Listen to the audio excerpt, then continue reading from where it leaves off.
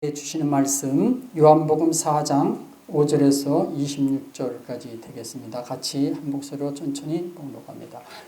사마리아에 있는 스가라는 동네에 이르시니 야곱이 그 아들 요셉에게 준 땅이 가깝고 거기 또 야곱의 우물이 있더라.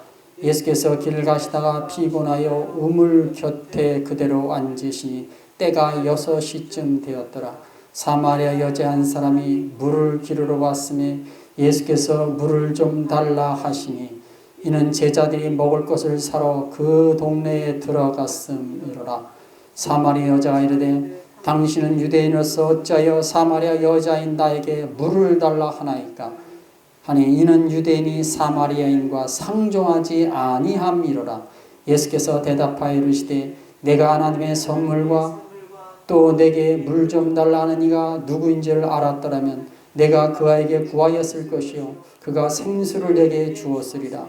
여자가 이르되 주여 물 기를 그릇도 없고 이 물은 깊은데 어디서 당신이 그 생수를 얻겠삼나이까. 우리 조상 야곱이 이 우물을 우리에게 주셨고 또 여기서 자기와 자기 아들들과 짐승이 다 마셨는데 당신이 야곱보다 더 크니까. 예수께서 대답하여 이르시되 이 물을 마시는 자마다 다시 목마르려니와 내가 주는 물을 마시는 자는 영원히 목마르지 아니하리니 내가 주는 물은 그 속에서 영생하도록 솟아나는 샘물이 되리라. 여자가 이르되 주여 그런 물을 내게 주사 목마르지도 않고 또 여기 물 기르러 오지도 않게 하옵소서. 이르시되 가서 내 남편을 불러오라. 여자가 대답하여 이르되 나는 남편이 없나이다. 예수께서 이르시되 내가 남편이 없다 하는 말이 옳도다. 너에게 남편 5이 있었고 지금 있는 자도 네 남편이 아니니 내 말이 참되도다. 여자가 이르되 주여 내가 보니 선자로소이다. 우리 조상들은 이 산에서 예배하였는데 당신들의 말은 예배할 곳이 예루살렘에 있다 하더이다. 예수께서 이르시되 여자여 내 말을 믿으라. 이 산에서도 말고 예루살렘에서도 말고 너희가 아버지께 예배할 때가 이르리라. 너희는 알지 못한 것을 예배하고 우리는 아는 것을 예배하노니 이는 구원이 유대인에게서 남이라. 아버지께 참되게 예배하는 자들은 영과 진리로 예배할 때가 오나니 곧 이때라. 아버지께서는 자기에게 이렇게 예배하는 자들을 찾으시니라. 하나님은 영이시니 예배하는 자가 영과 진리로 예배할지니라. 여자가 이르되 메시아 곧 그리스도라 하는 이가 오실 줄을 내가 아노니 그가 오시면 모든 것을 우리에게 알려주시리이다. 예수께서 이르시되 내게 말하는 내가 그라 하시니라. 아멘. 자, 일반적으로 사람들은 이 수가성 여인에게 여러 명의 남편이 있었다는 사실에 큰 관심을 갖습니다. 자, 그러면은 남편이 6이나 있었다는 말씀을 어떻게 이해해야 될까요? 그 가능성을 제가 2가지를 말씀드리겠습니다. 첫 번째 가능성입니다. 첫 번째 가능성. 이 여인은 남편이 6명이나 있었기 때문에 부도덕한 여인이다. 그렇게 본다는 것입니다. 심지어 이 수가성 여인을 창녀로 보는 그런 것도 있습니다. 자, 그러면은 과연 이런 주장이 맞는지에 대해서 한번 살펴보겠습니다. 남편이 6명. 이것의 의미가 무엇이냐? 그 가능성을 제가 2가지로 이렇게 좀 나눠봤습니다. 자, 이 수가성 여인을 부도덕한 여자로 보려면은 이혼의 주도권이 여자에게 있어야 됩니다. 남편을 마음대로 갈아칠 수 있는 그런 주도권이 여자에게 있어야 된다는 거예요. 그런데 유대인의 문화에서는 그런 것이 없습니다. 사마리아 문화인에서도 없어요. 사마리아인의 문화. 그것은 유대인 문화와 비슷합니다. 이런 문화권에서는 여자에게는 이혼의 권리가 아예 없습니다. 더욱이 그 율법 시대의 주도권은, 이혼 주도권은 남자에게 있어요. 그 율법에 보면 여자가 간음했을 때 남자에게 이혼을 허락합니다. 근데 남자가 간음했다고 해서 여자가 이혼을 할 수 있는 것은 아니에요. 이혼을 제기할 수도 없어요. 특히 지금 이 여인이 살던 시대는 고대 시대입니다. 고대 시대에는 여자의 경제력이 별로 없었던 시대예요. 그래서 여자는 생계 때문에 나이 많은 사람의 부인으로 가기도 하고 또 첩으로 이렇게 사는 것이 허다하던 그런 시대였습니다. 또한 경제력이 있는 남자는 여러 명의 부인을 두기도 했습니다. 그런 시대적 배경을 이해하셔야 됩니다. 자, 그러면은 이 수가성 여인이 어떤 사람이냐? 남편이 6명이나 있었다. 어떤 사람이요? 6명의 그 남자를 만났습니다. 6명의 남자를 만난 것.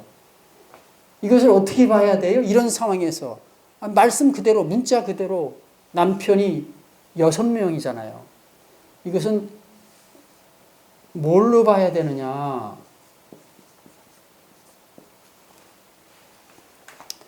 생존의 몸부림으로 봐야 됩니다.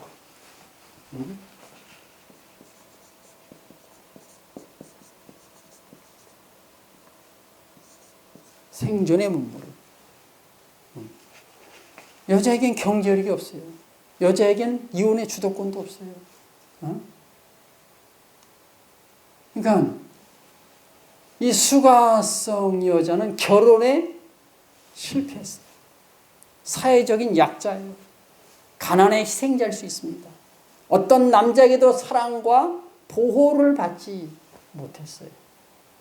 그래서 남자를 6명이나 둘 수밖에 없었어요. 자기가 살기 위해서. 생존의 몸부림이에요. 시대적 배경이 그러했습니다.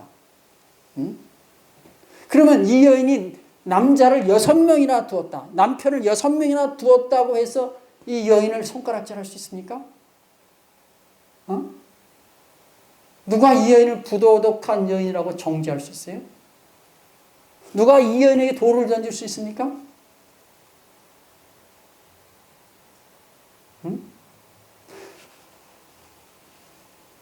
남편을 6명이나 두었다는 것은, 이것은 어쩔 수 없는 그런 상황에서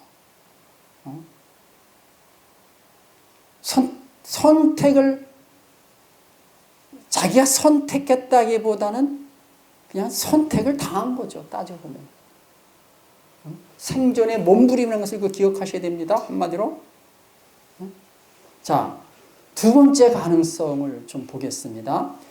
이 여인이 살던 시대 율법 시대입니다. 율법 시대는 이혼을 그렇게 쉽게 할 수 있지 않아요. 왜 그렇죠?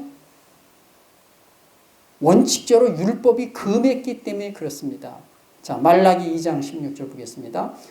이스라엘의 하나님 여호와가 이르노니 나는 이혼하는 것과 옷으로 학대를 가리는 자를 미워하느라 만군의 여호와의 말이니라. 그러므로 너희 심령을 삼가지야 그것을 행하지 말지니라. 자, 나는 이혼하는 것을 미워하노라. 하나님의 뜻이 아니죠. 율법에 분명히 그렇게 돼 있어요. 자, 예수님도 이혼에 대해서 말씀하셨습니다. 마가복음 10장 9절입니다. 그러므로 하나님이 짝지어 주신 것을 사람이 나누지 못할지니라 하시더라. 마태복음 5장 32절. 나는 너에게 이르노니 이런 누구든지 음행한 이유 없이 아내를 버리면 이는 그로 간음하게 하며 또 누구든지 버림받은 여자에게 장가드는 자도 간음하니라 그랬어요. 마가복음 10장 12절. 또 아내가 남편을 버리고 다른 데로 시집가면 간음을 행하느니라 그랬어요. 예? 자, 지금 예수님이 이 말씀 뭡니까? 율법의 정신을 지금 말씀하신 거예요. 이혼에 대한 하나님의 뜻을 말씀하신 거예요. 예? 지금 예수님이 복음 시대를 여셨지만은 그 율법의 정신을 지금 강조하고 있습니다. 자, 그런데 수가성 여인이 이러한 율법을 어기고 율법의 정신을 어기고서 이혼을 5번이나 했다? 문자적으로 보면 맞는데 이 여인의 영적 상태를 보면 맞지 않는다 이거예요.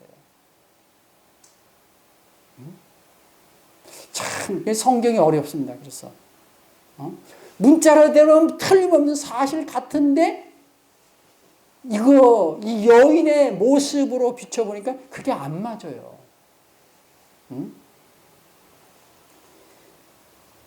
더욱이 주님이 직접 찾아가신 여인이 이혼을 반복했다?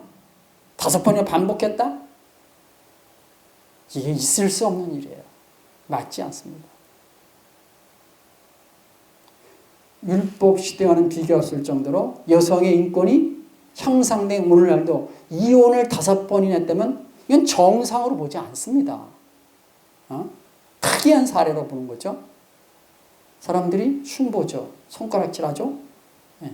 사람 대접받기 어렵습니다. 오늘날도 그러하다는 거죠. 그럼 율법 시대에는 더한 거죠. 율법 시대의 여자가 남편을 6명이나 받고 갈아치웠다는 것은 이건 도저히 받아들일 수 없는 그런 사건이죠. 그러면 사람들이 과연 이 여인이 하는 말을 믿으려고 했겠습니까? 이 여인을 정상으로 보겠습니까? 자, 성경 39절, 우리가 보는 이 말씀의 후반부에 나오는 겁니다. 39절입니다.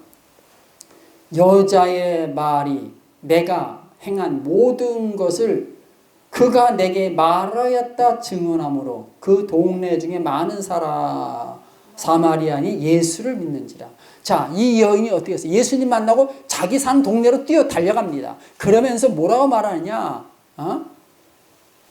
그 여자의 말이 내가 행한 모든 것을 그가 내게 말하였다 증언하므로 그 동네 중에 많은 사마리아인이 예수를 믿는지라. 이 여인이 그 예수님 만난 거 그것을 말했더니 동네 사람들이 예수님을 믿었다 이거예요. 여자의 말을 믿었다는 거 아니에요.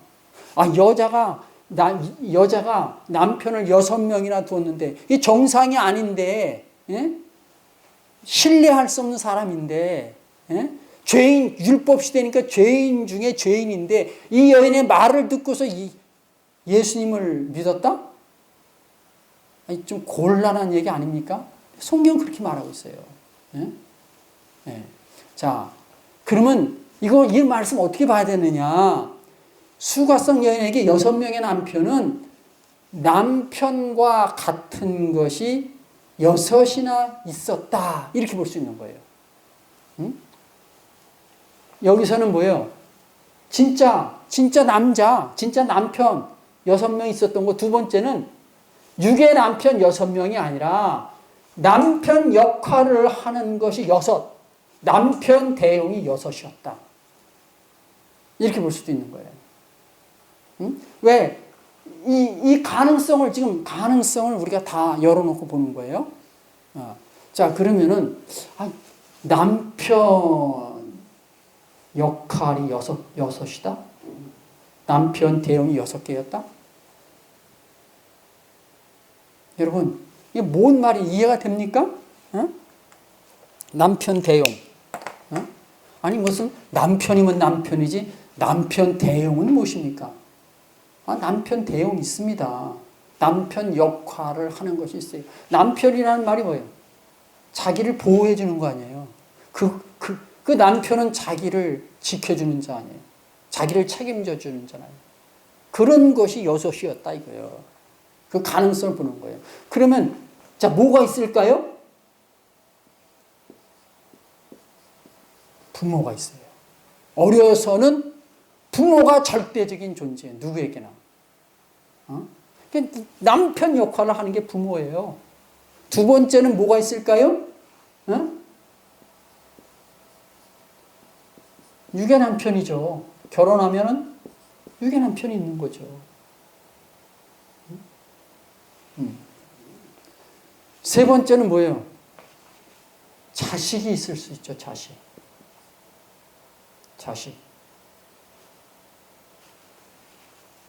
아니 여러분 그런 말을 들어보지 않았습니까? 이 유괴 남편이 없는 여자가 자식을 남편으로 여기고 사는 사람들이 허다했습니다. 우리나라에서도 허다했어요. 그럼 자식이 남편이에요. 또 뭐가 있어요? 중요한 거. 중요한 거. 재물입니다. 재물. 재물이 남편 대용이 될 수 있어요. 남편 역할을 할 수 있어요. 왜? 나 자기를 지켜주니까. 편하게 해주니까. 그 다음에 또 남편 대용이 뭐가 있어요? 사회적인 어떤 신분, 어떤 뭐 권력 같은 거, 뭐 이런 것들 등등이죠, 등. 이런 등등. 이런 것들이 뭡니까? 남편 대용입니다. 또 중요한 것도 하나 있어요. 무엇입니까? 취미. 말씀해 보세요. 말씀 들으신 분들 말씀 좀 해보세요. 제가 다 듣고 있어요. 다 듣고 있습니다. 어디? 뭐라고요?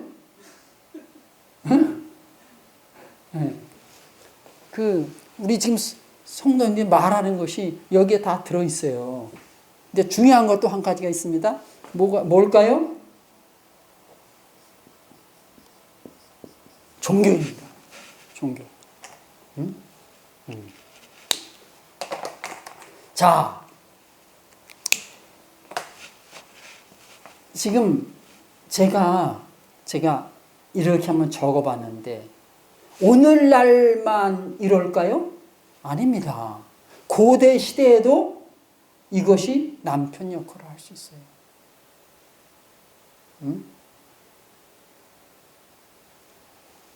이것이 지금 뭐예요? 안식을 주고 평안을 주고 행복을 주잖아요.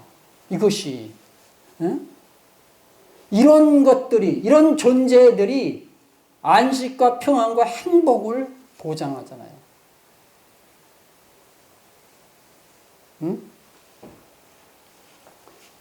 어려서는 부모가 절대적인 존재가 되는데 크면 어때요? 결혼하면 유괴 남편, 부모보다 유괴 남편을 의지하죠. 그러니까 유괴 남편에 대해서 실망을 할 수 있죠. 실망을 하면 어디로 가요? 자식한테 갑니다. 자식한테 가요. 근데 자식도 이것도 실망을 줘. 그러면 어디예요? 믿을 거는 재물밖에 없어요. 돈밖에 없어요. 또 어떤 사람은 뭐예요? 어떤 사회적인 직업, 일, 신분 이런 것에 보람을 느끼고 그것을 남편같이 여기죠.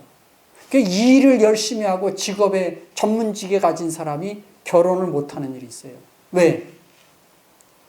이것이 중요하기 때문에. 또 마지막은 뭐예요? 종교가 있어요. 종교. 자기가 믿는 그 종교. 그 종교 때문에 뭐예요? 독신으로 사는 사람 있잖아요. 수녀들 자기 믿는 그 종교 때문에, 천주교 신앙 때문에 그렇게 살잖아요. 독신으로 살잖아요.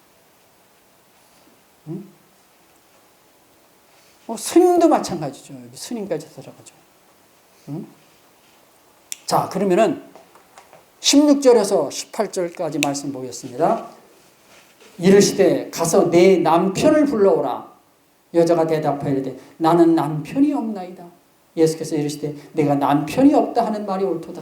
너에게 남편 5이 있었고 지금 있는 자도 내 남편이 아니 내 말이 참되도다. 그랬어요. 지금 제가 드린 이런 말씀의 관점에서 예수님과 이 여인과의 대화를 좀 보면은 이 대화는 주님과 여자만이 소통할 수 있는 대화예요. 여자에게 남편이 이런 것이 남편이었다면 주님과 이 여자만 지금 소통이 가능한 거예요. 다른 사람은 이게 무슨 말인지도 몰라요. 다른 사람들은 이 말에 끼어들 수가 없어요. 예수님의 제자들이 할지라도 예수님과 이 여인이 이런 대화를 나누고 있었으면 그게 뭔 소리인지 모를 수 있는 거죠. 실제는 이런데 제자들은 뭐예요? 이렇게 착각을 하는 거지, 그러면은. 지금 여러분 성경은 이런 식으로 되어 있는 것이 많습니다. 문자적인 말씀 너머에 이 숨어 있는 뜻들이 많이 있어요.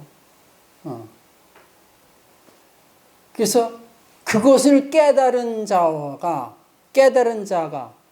그것을 보고 말하면은 이 문자적으로 말씀을 보는 사람들은 이해가 안 되는 거지. 이해가 안 돼. 제가 예수를 믿어도 천국에 못 갑니다. 이렇게 말하면 뭐예요? 이 남편이 6명이었다. 이렇게 말씀 문자적으로 본 사람은 이해가 안 되는 거예요. 뭔 소리 하는 거야? 이상한 소리 하네? 저 이단 아니야? 이렇게 본다니까요.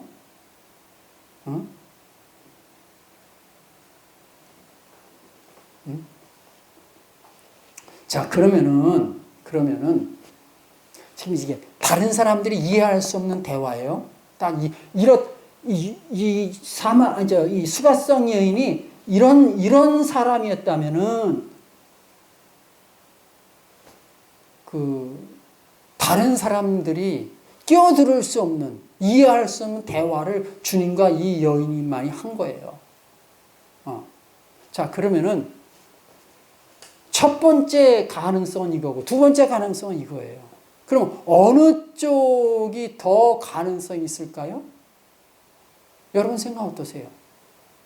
어느 쪽이 더 가능성이 있죠? 어느 쪽이 더 맞을까요? 어느 쪽이 더 성경적일까요? 한 손 들어보세요. 여기가 맞다고 하시면 손 들어보세요. 여기가 맞다는 손 들어보세요. 손 안 드시는 분은 뭐예요? 자, 어느 쪽이 더 맞고 어느 쪽이 더 중요하고 어느 쪽이 더 가능성이 있느냐, 어느 쪽이 정말 성경적이냐 맞느냐, 이런 문제가 중요하다면은 이 문제를 반드시 해결해야 됩니다. 이것이 맞냐 이것이 맞냐, 어느 쪽이 더 가능성이, 이것이 중요하다면 이 문제를 해결해야 돼요. 예? 그러나 본문 말씀에서는 이것이 중요하지 않습니다. 이것이 핵심이 아닙니다. 이것은 부수적인 것에 불과해요. 이 문제가 본문의 핵심에 접근하는 데 있어서 절대적인 것은 아닙니다.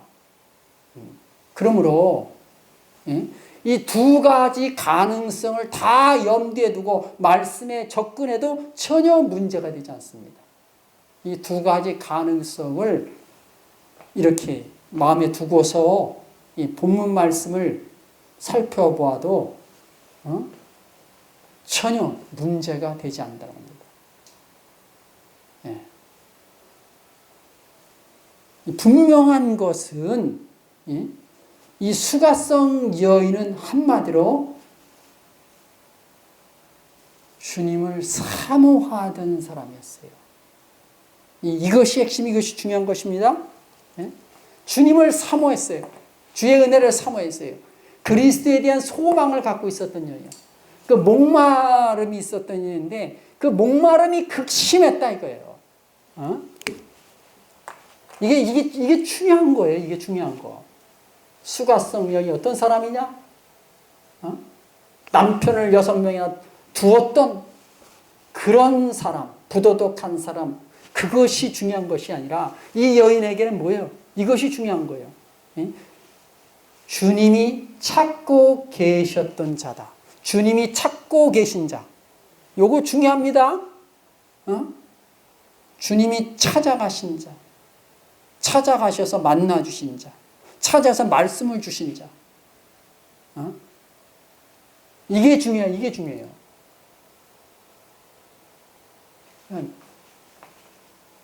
이것이 맞냐, 이것이 맞냐.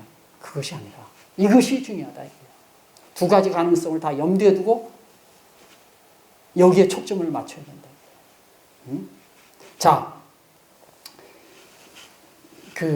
이 여인과 대조되는 사람이 있어요. 그 여호수아서에 보면 그 여리고성의 라합이 나옵니다. 자, 근데 우리가 잘 아는 바와 같이 그 여리고성에 많은 사람들이 있었는데 그 중에 오직 라합만이 하나님을 사모하고 구했어요. 하나님을 찾았어요.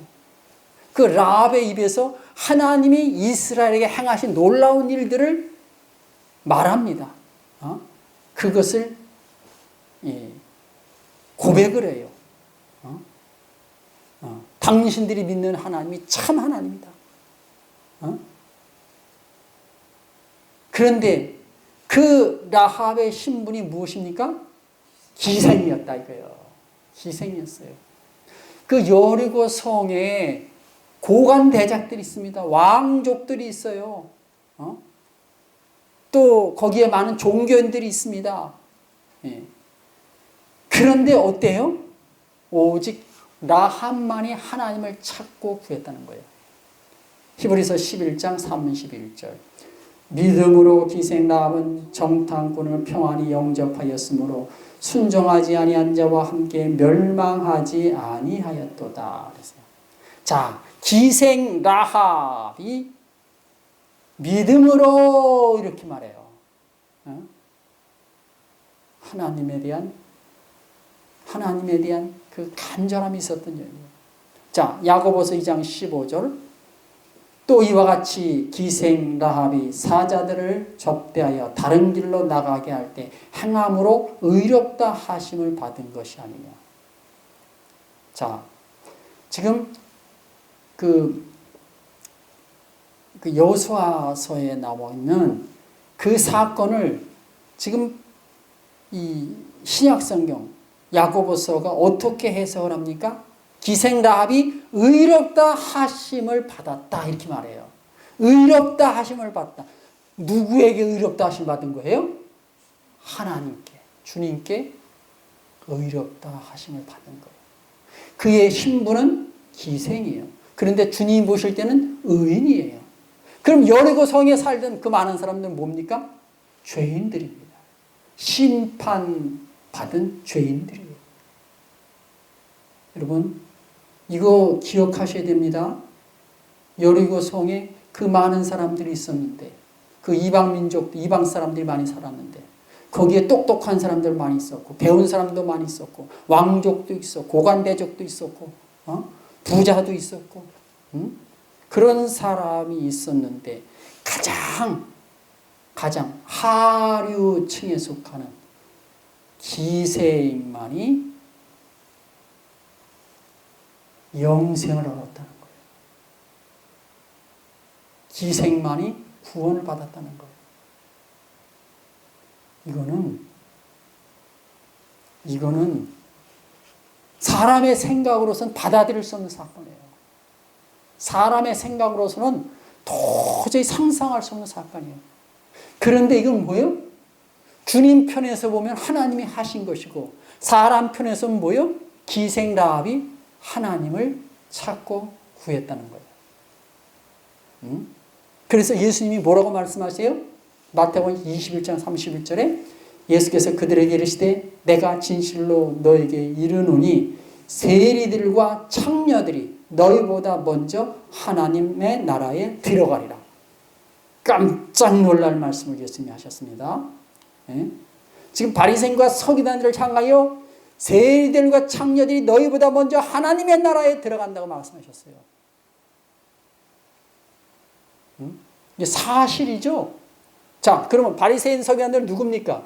바리새인 서기관들은 주의 종 아니에요, 주의 종. 율법을 철저하게 지키는 모범적인 신자들이에요. 영적 지도자예요, 지도자. 지도자들이에요. 응? 응. 그런데 주님은 지금 뭐라고 말씀하시는 거예요? 주의 종들보다 그 세리들과 창녀들이 먼저 하나님 나라에 들어간다. 모범적인 신자들보다 세리들과 창녀들이 먼저 하나님 나라에 들어간다. 지금 이 말씀이 이루어진 게 뭐예요? 기생 라합 사건이에요. 또 그게 뭘 말합니까? 남편 6명을 두었던 여인이에요. 이거를 본다면, 이 가능성을 본다면, 응? 하하, 이게 또 사람이 받아들일 수 없고 상상할 수 없는 일들이 지금 일어나는 거예요. 어? 바리새인 성의 주의 종이고 지도자고 모범적인 신자들인데 이들은 뭐예요? 하나님 나라에 못 들어간다 그 소리인 거예요. 영생을 못 얻는다 이거예요. 영생을 못 얻었잖아.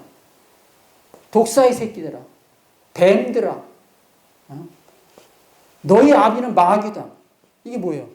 이 사람들은 뭐예요? 천국에 못 간다 그 소리예요. 천국 못 간다.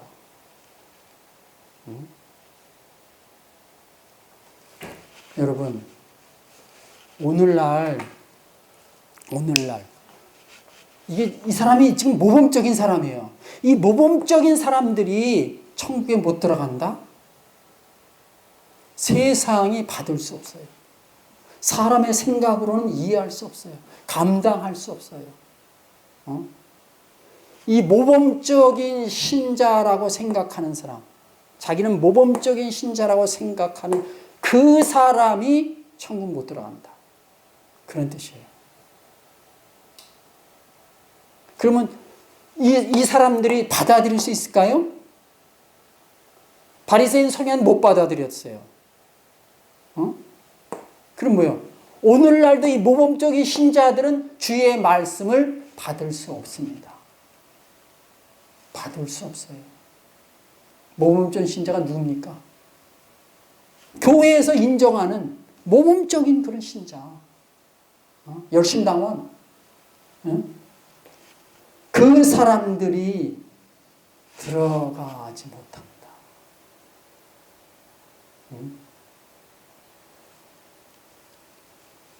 자, 사람들은 겉모습을 중요시합니다. 그 사람이 어떤 사람이냐? 사회적 신분이 뭐냐? 직업이 뭐냐? 학벌이 어떠냐? 부자냐? 외모가 어떠냐? 그런 것들 가지고 따집니다. 주의 종에 대해서 말할 때 그 사람이 대교회 목사냐? 아니면 작은 교회 목사냐? 뭐 그런 것이 그 사람에 대한 평가예요.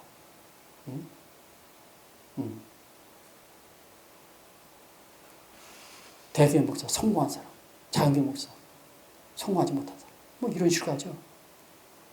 또 모범적인 신자냐 아니냐, 목사냐, 장로냐, 권사냐, 집사냐, 뭐 그런 것 가지고 따져요. 근데 이 모든 것이 뭐다? 겉모습이다 이거예요. 겉모습. 주님 보실 땐 다 겉모습이에요. 그걸 중요하지 않아요. 하나도 안 중요해. 하나도 안 중요해. 기생 라합, 기생 라합. 이 여인에게 볼 것이 뭐가 있습니까? 기생 라합. 아무것도 아니야. 하류 인생이에요. 보잘것없는 인생이에요. 죄인 중에 죄인이에요. 사마리아 여인? 수가성 여인? 수가성 여인. 얘는 뭐예요, 이거? 남편 6명. 남편 6명이나 갈아치운 사람. 부도덕한 여인. 근데 성경은 뭐예요? 이 사람들이 구원받았다 이거예요. 주님이 찾아가신 사람, 주님이 은혜 베푸신 사람, 하나님이 사랑하시는 사람, 하나님이 사랑하시는 사람이에요. 아니, 모범적인 신자를 사랑하셔야 사람의 생각은 맞는데, 근데 성경은 뭐예요? 주님이, 하나님이 사랑하신 사람은 기생이다 이거예요. 하나님이 사랑하는 사람은 남편 6명을 갈아치운 여인이다 이거예요. 사람의 생각 버리셔야 됩니다. 세상적인 생각, 세상의 관점에서 보는 거 버리셔야 돼요. 주님 모실 때는 뭐예요? 그런 거 하나도 중요하지 않아요. 이거 중요하지 않아요. 주의 종이냐 뭡니까? 이런 거 뭐 하는, 이런 건 다 애모예요. 중요하지 않아요. 말씀 보겠습니다. 사무엘상 16장 7절. 여호와께서 사무엘에게 이르시되 그의 용모와 키를 보지 말라. 내가 이미 그를 버렸노라. 내가 보는 것은 사람과 같지 아니하니 사람은 애모를 보거니와 나 여호와는 중심을 보니라. 하나님은 중심을 본다 그랬어요. 사람은 애모를 봐요. 애모를 보고 그 사람을 평가합니다. 그런데 주님은 중심을 보십니다. 중심이에요. 그러니까 주님의 관점에서 보면 그 사람이 정말로 주님을 찾고 사모하는 자냐, 주님을 구하는 자냐, 그것이 중요합니다. 인간의 관점에서 보면 이 수가성 여인은 남편을 6명이나 갈아치는 부도덕한 여인이에요. 혹은 뭐 남편 대용을 6명이나 갈아치웠던 그런 여인이죠. 그러나 주님의 관점에서 보면 주님을 지극히 사모하던 여인이에요. 주의 은혜를 사모하던 여인이에요. 그래서 주님이 이 수가성 여인을 찾아가신 것은 절대로 우연이 아닙니다. 주님이 이 목마른 여인을 찾아가신 거예요. 목마름을 해결시켜 주시기에 찾아가신 거예요. 그래서 만나 주신 거예요. 이것이 중요합니다. 자, 여러분, 말씀이 우리에게 새로운 관점을 갖게 합니다. 새로운 것을 보게 합니다. 수가성 여인은 우리에게 도전합니다. 수가성 여인은 우리에게 주님 앞에서 어떻게 살아야 될 것인 것을 우리 자신을 돌아보게 합니다.